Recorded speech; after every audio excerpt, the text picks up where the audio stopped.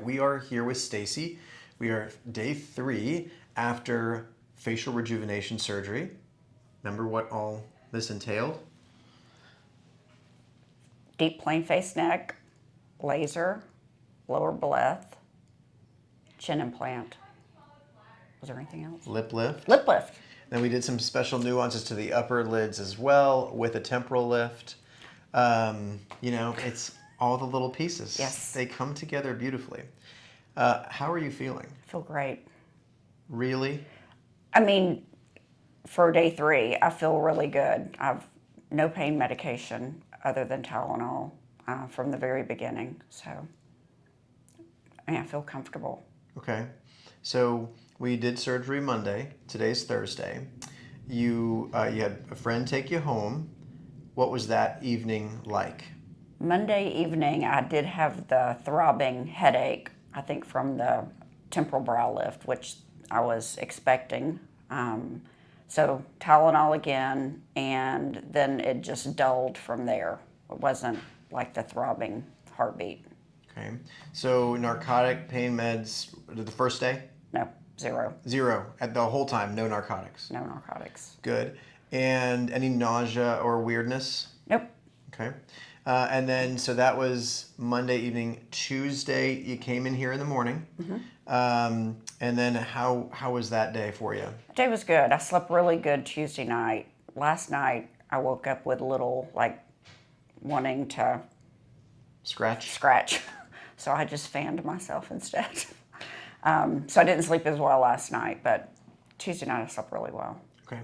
So if you get closer a little bit, so sometimes the laser can be itchy a little bit. It can release a little bit of a histamine, but also as the body heals, you can get a little bit of itchiness. You had a skin cancer reconstructed. Yes. So removed and reconstructed from the left side of your lip, causing some pretty notable lip asymmetry that we, through the lip lift, we addressed a lot of that. And so that scar was over here. We lasered it heavily, but you can see the lip lift incision is underneath the nose. And then that really lifts the center part of the lip. And then we have a little direct component here laterally and here to elevate the sides. How does your lip feel? Good. Swollen? It feels a little swollen, but not bad. Okay, gotcha. Then come on in and we did lower lids, which was a revision, lower lid blepharoplasty. And these are those stitches that we talk about that are kind of annoying. They're called Tarsorrhaphy sutures, but basically when Stacy opens her upper eyelid, the lower eyelid is kind of lifted up. And that helps it heal more on this upward cant, which is what we want to see. So these are annoying, aren't they? Yes. Do they hurt? They don't hurt. They just make you feel like you want to force your eyes open. Yes. So this is good. Those will come out tomorrow. They're painless to remove. Couple other things. If you look at Stacy's face, you can see that the center part of the face is one color, and then as we get a little bit more laterally, it's a different color. That's because we change the intensities of the laser. One of the advantages with the deep plane facelift, which you had, was the skin stays intact with the muscle. And so we are able to laser this skin all the way over here pretty aggressively. And here, I'll come on to that side, Nicole, so you can see. And so really, it's just this little strip of skin right here that's been lifted. All the other skin is stayed up to here. You can actually see the deep plane. This is where I sutured it in right here. And so only this small strip of skin has been elevated. We don't see a bruise on Stacy at all. Isn't that crazy? Yes. I mean, we have patients, and come to the other side, we have patients who bruise more from lip filler or Botox treatment than from their deep plane facial rejuvenation. Isn't that crazy? I know. I think people think it's the 30-year facelift, you know, Yeah. barbaric.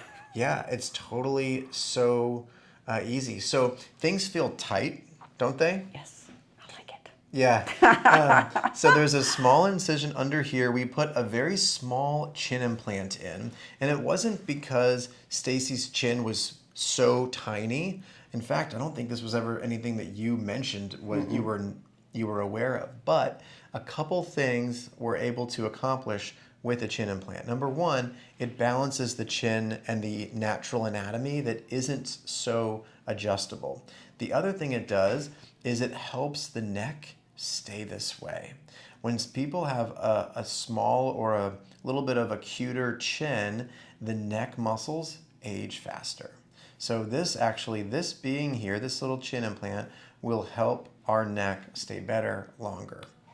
Isn't that cool? Yes. Yeah, and it's a very small one, so we don't need anything big, and it's also been aggressively shaved on the sides, so Stacy's lower face is not going to be like a football player's jawline or anything, but it's going to be feminine, it's going to be natural and beautiful.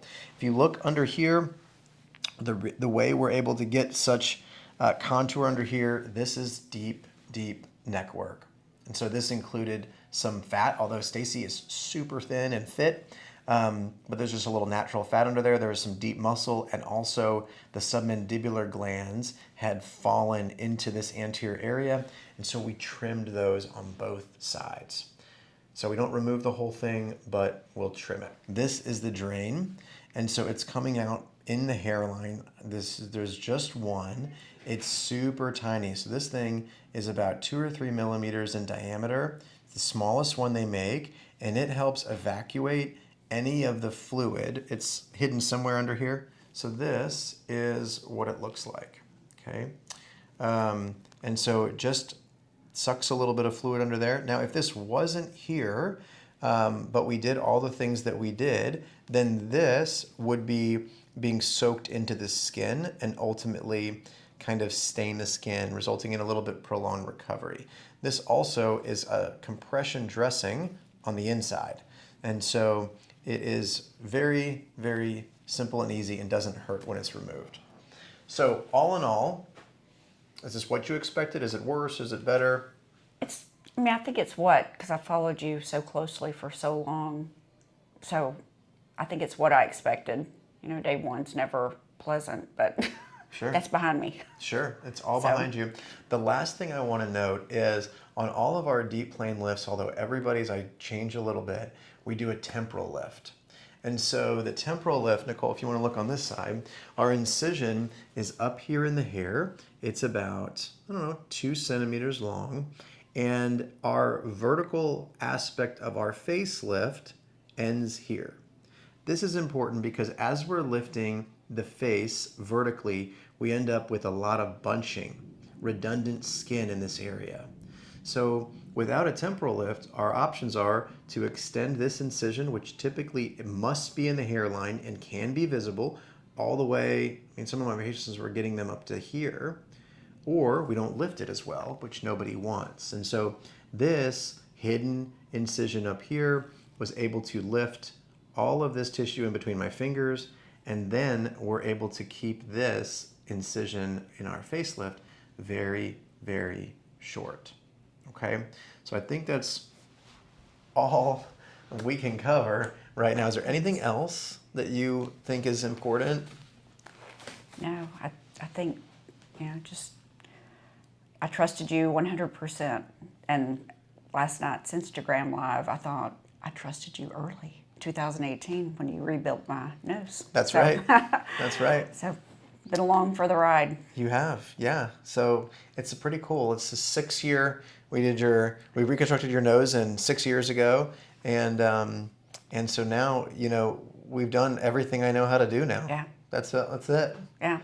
Well, thank you for everything but the ears. Thank you. Your ears are perfect. Well, thanks for trusting me. Thank you. It means a lot, and we'll continue to take amazing care of you. I know you will.